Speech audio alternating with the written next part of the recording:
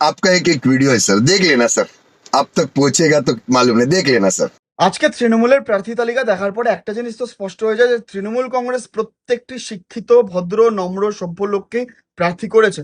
आप कहाँ थे ज्ञानी बाबा? আজকে আপনার এই ভিডিওটা দেখে একটা জিনিস তো স্পষ্ট হয়ে যায় যে আপনি খেয়েছেন, কিন্তু কোন কোম্পানির খেয়েছেন সেটা আমি বুঝতে পারছি না।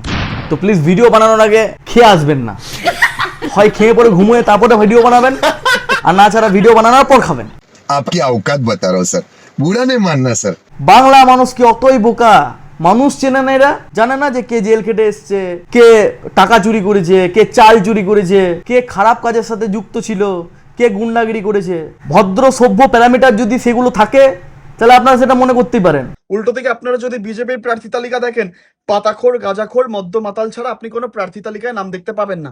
শিক্ষিত নম্র ভদ্র বুঝি চুরি করে, তারা বুঝি জেল খাটে? হতে পারে, অনেক অনেক মানুষ জেল খেটেছে, অনেক মহান মহান মানুষ জেল কেটেছে, সেটা বাদ দিলাম। শিক্ষিত ভদ্র মানুষ চাল চুরি করে, শিক্ষিত ভদ্র মানুষ মানুষকে শাসায়, মানুষকে থ্রেট করে, নিজের পাওয়ারের অসৎ ব্যবহার করে, গুন্ডাগিরি করে।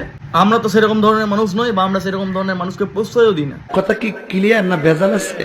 বিজেপি এখনো অবধি 144 জন প্রার্থীর নাম ঘোষণা করেছে।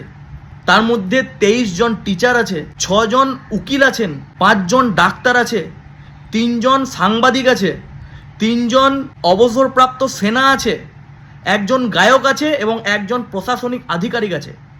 এরা অশিক্ষিত, এরা গাঁজা খায়, এরা পাতাখোর, তাই না? আর আপনারা সাধু। হ্যাঁ, এই জন্যই 2 নম্বরই সাধুকে স্টেজে উঠানো হয় না। খাও মা কসম।